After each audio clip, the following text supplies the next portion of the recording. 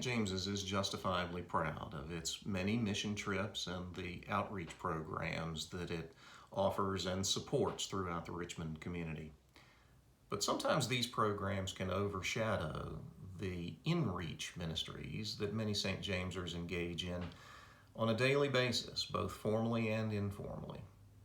Mondays with Harry is one of those informal ministries, and like most programs at St. James's, it nourishes both the ministers and the ministered to in equal measure. Back before COVID-19 made dining out a near impossibility, a group of friends would get together with Harry Moore every week, typically for lunch, just to check in on Harry and see how he was managing his many medical challenges.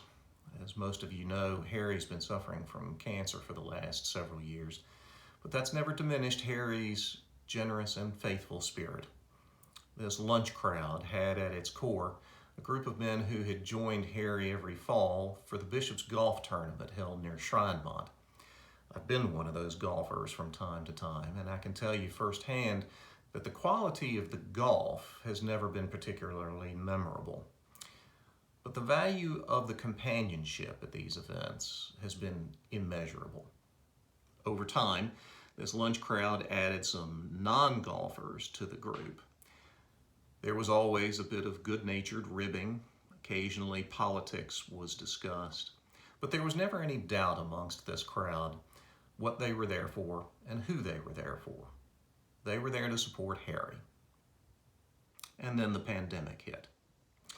It would have been understandable if this group had decided that until the pandemic was over, they were going to have to put these lunches with Harry on hold, at least until they could all get back together again in person. But this bunch was undeterred. Rob Mitchell, who was sort of the informal leader of this lunch crowd, decided to put technology to a higher purpose. Every week, Rob would send out the Zoom invite to this crowd of guys, and routinely they would all tune in at the appointed hour. Sometimes it would be over lunch. Sometimes Harry himself would tune in the middle of another one of his chemo sessions. But always, this crowd was there to support Harry, no matter what. And there was no question about who and why they were there for. It's among the oldest of stereotypes, I suppose, that men, particularly men of a certain, shall we say, maturity, are reputed to be an unsentimental lot, notoriously reticent about even acknowledging, let alone discussing, this thing we call feelings. As with many stereotypes, I suppose there's a kernel of truth in there somewhere. But I have a feeling that the problem really is more one of vocabulary.